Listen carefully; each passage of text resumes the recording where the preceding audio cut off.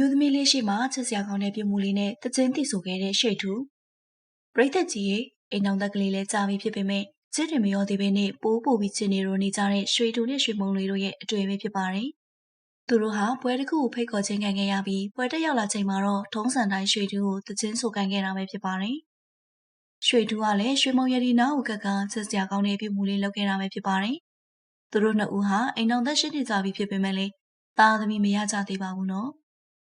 ရွှေမုံလေးရဲ့အသက်အရွယ်က25ကျော်ကျော်လေးဆိုတော့မယူချင်ကြသေးတာလို့အင်တာဗျူးတစ်ခုမှဖြေခဲ့တာပဲဖြစ်ပါတယ်။မင်းသားမင်းသမီးတွေဟာ20ကျော်တဲ့အချိန်မှာမှတ်တိုင်တစ်ခုဖြစ်တဲ့ဒီလူပညာပေါ်မှာစူးစမ်းချင်တာကြောင့်အသက်30နာကလောက်မှပဲသားသမီးယူကြတာပဲဖြစ်ပါတယ်။အဲတော့မှသူတို့လိုချင်ကြတဲ့သားသမီးတွေကိုတစ်နေ့ချာနှစ်နေ့ချာနဲ့ဇက်တိုက်ယူခဲ့ကြတာပဲဖြစ်ပါတယ်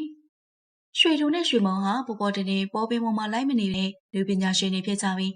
ရုပ်ရှင်ဇာတ်ကားကြီးတကားရိုက်ကူမိရာကနေနှစ်ယောက်သားချစ်ခင်နှစ်သက်သွားကြတာပဲဖြစ်ပါတယ်။အသက်အရွယ်အပြင်ရွှေထူကကြီးပေမဲ့လည်းသူ့အမျိုးသမီးရွှေမုံလေးကိုကလေးယူဖို့စိုးမတိုက်တွန်းဘူးလို့ဆိုထားပါတယ်။ဒီပွဲလေးမှာလည်းမီဒီယာတွေအားလုံးရဲ့ရှေ့မှာရွှေမုံလေးကိုရိုမန်တစ်ဆန်စွာမေးစင်းလေးကိုကင်ပြီးတခြင်းတီဆိုခဲ့တာပဲဖြစ်ပါတယ်။ဒီပြုမှုလေးကိုပရိသတ်တွေကချီးကျူးခဲ့ပြီးအိမ်တော်သက်ကြတဲ့တီတောင်ရွှေထူနဲ့ရွှေမုံလေးရဲ့အချစ်တရားမပြတ်သွားခဲ့ဘူးနော်။အရန်ချစ်ကြတာပဲလို့ပြောဆိုထားကြတာပဲဖြစ်ပါတယ်။ရွှေမုံလေးကလည်းသူမရဲ့လေးဘက်နာယောဂကြောင့်ရိုက်ကူးရေးတွေနားထားပြီးဒီနေ့နောက်ပိုင်းမှာပဲအင်တာဗျူးတွေနဲ့ရုပ်ရှင်ဇာတ်ကားကြီးတွေပြန်ရိုက်ဖို့စီစဉ်နေပါပြီနော်။အရင်လိုမျိုးသူမရဲ့သွက်လက်တဲ့ဖက်စစ်စီ type လေးကိုလည်းပရိသတ်တရားပြန်မြင်နေကြပြီး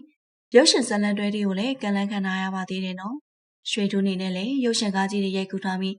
ဇာတ်ကားရဲ့အနေလေးမှာပဲကယ်ရီမီရသွားခဲ့တာကြောင့်အတော်လေးဆန်းရှိတဲ့သူဖြစ်ပါတယ်။မိမရပြီးတာတော့မှကောင်မလေးတွေရဲ့အသေးဆွဲဖြစ်နေခဲ့ပြီးချစ်မိန်မိန်ကလည်းတဝင်းမတူဘူးလို့ဆိုပါတယ်။မျိုးသမီးလေးရဲ့ရှေ့မှာပြန်တာလေးကိုစစ်စစ်ကြည့်ပြီးတချင်းစီဆိုရင်းနဲ့ရွှေမုံလေးရဲ့မီးစည်းလေးကိုကင်ကချစ်စနီးလေးကိုစောက်သွားခဲ့တာပဲဖြစ်ပါတယ်။ပရိသတ်တီရှိမှជីជីနူးနူးမြင်တွေ့ခဲ့ရတဲ့အတွက်ရွှေတူကတော့အမြဲလိုနေတာပဲလို့ချီးကျူးခံခဲ့ရပါတယ်။ချစ်စနီးလေးရဲ့နုပညာလုပ်တွေကိုလည်းတန်မိုးထားပြီးယောဂတတ်သွားတာနဲ့ပြန်လုပ်ခိုင်းမယ်လို့ဆိုပါတယ်။နှစ်ယောက်သားအတွဲညီညီတေးဆောင်ထားတဲ့ရုပ်ရှင်ဇာတ်ကားကြီးတကားကိုလည်းမင်္ဂလာဆောင်ပြီးကလေးကမမြင်တွေ့ရသေးတာမို့အတူတူတွေ့ကျင်တယ်လို့ဆိုပါတယ်။ဒီနေ့2025အတွင်းမှာရွှေထူးရဲ့ရုပ်ရှင်ဇာတ်ကားကြီးတွေလည်းပါတာမို့တကယ်လို့များအကယ်ဒမီမှာဇာတ်ကားတွေလေးပါခဲ့ရင်တော့ပရိသတ်တွေပို့ပြီးဝမ်းသာနေမှာပါနော်။ပရိသတ်တွေရှေ့မှာအမြဲရိုနေပြီးသူတို့ရဲ့ Facebook နဲ့ YouTube မှာ blog လေးတွေလည်းတင်ထားကြပါသေးတယ်။လူပညာလုပ်တွေကျင်းညာတွေအများဆုံးရိုက်ကူးပြီးစိန်ရွှေရတနာပွဲတက်တိုင်ကိုတက်ရောက်ကပရိသတ်တွေနဲ့ပုံမူရင်းနှီးလာခဲ့တာပဲဖြစ်ပါတယ်